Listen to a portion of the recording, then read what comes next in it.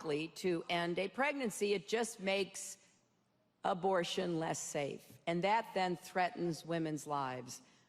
For too long, issues like these have been dismissed by many as women's issues, as though that somehow makes them less worthy, secondary. Well, yes, these are women's issues. They're also family issues. They're economic issues. They're justice issues. They're fundamental to our country and our future.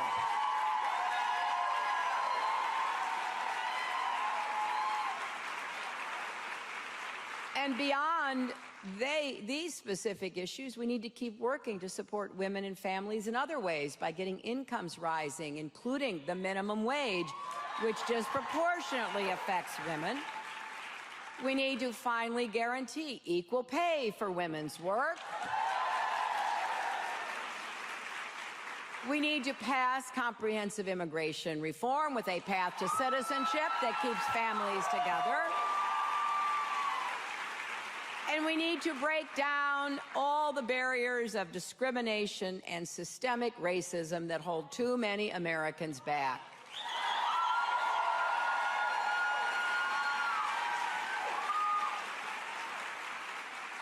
And we need to come together to stop the epidemic of gun violence that is stalking our country.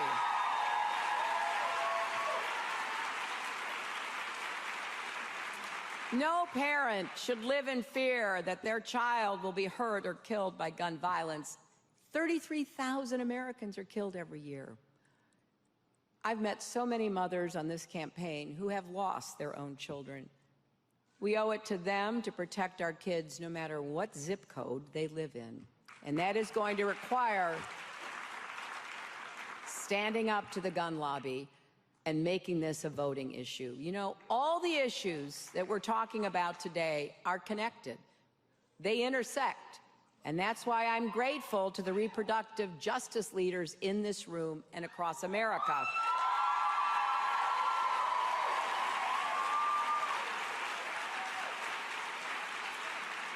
Because you know that all these issues go straight to that fundamental question: whether we believe women and families of all races and backgrounds and income levels deserve an equal shot in life. Now, that's what I believe, and you won't be surprised to hear Donald Trump believes something very different. He actually thinks guaranteeing paid family leave would leave America less competitive. He says if women want equal pay, we should just, and this is a quote, do as good a job as men, as if we weren't already. He wants to appoint justices who would overturn Roe v. Wade. He, of course, wants to defund Planned Parenthood. And he wants to go after so many of the fundamental rights we have, including safe and legal abortions. And he actually said women should be punished for having abortions. Now, once he said that, there was an outcry, as there should have been. And he tried to walk back his comments. He's doing that a lot lately. But anyone who would so casually agree to the idea of punishing women like it was nothing to him, the most obvious thing in the world, that's someone who doesn't hold women in high regard. Because if he did, he would trust women to make the right decisions for ourselves.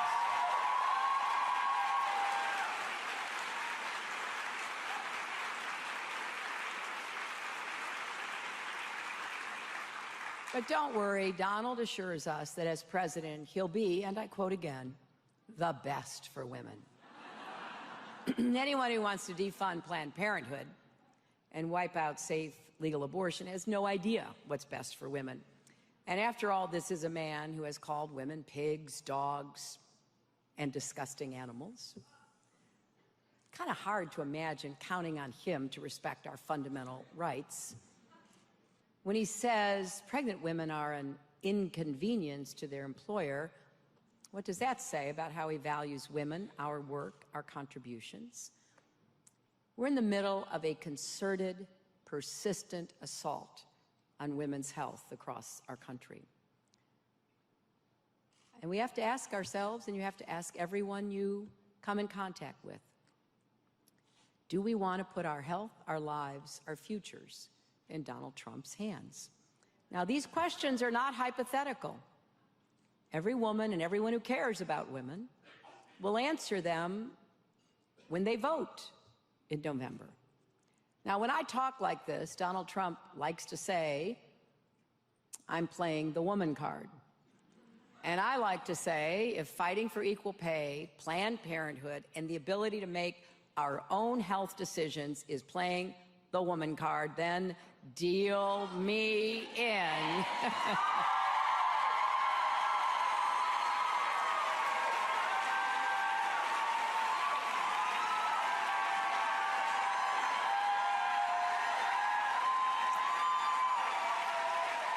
Now, my friends, I come to this issue, of course, as a woman,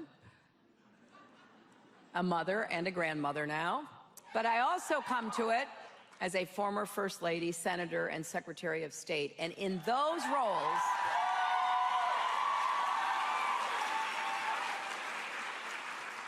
roles, I traveled to parts of the world where girls are married off as soon as they are old enough to bear children, places where the denial of family planning consigns women to lives of hardship. I visited countries where governments have strictly regulated women's reproduction, either forcing women to have abortions or forcing women to get pregnant and give birth. Everything I have seen has convinced me that life is freer, fairer, healthier, safer, and far more humane when women are empowered to make their own reproductive health decisions.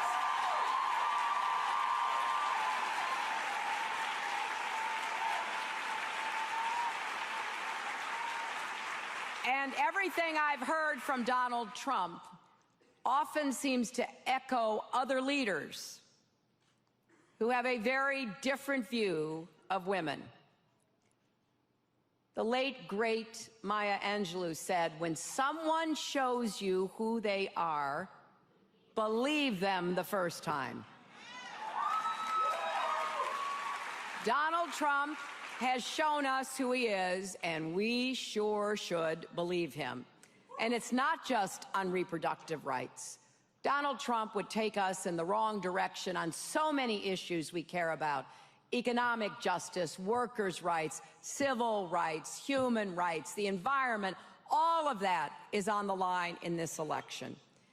When Donald Trump says a distinguished judge born in Indiana can't do his job because of his Mexican heritage, or mocks a reporter with disabilities, or denigrates Muslims and immigrants, it goes against everything we stand for. He does not see all Americans as Americans. So this election isn't about the same old fights between Democrats and Republicans. They'll be there, don't worry. But this election is profoundly different. It is about who we are as a nation. It's about millions of Americans coming together to say, we are better than this. So here's my promise to you today. I will be your partner in this election and over the long haul. Together, we're taking on the attacks, and together we will come out stronger, just like Planned Parenthood has time and again.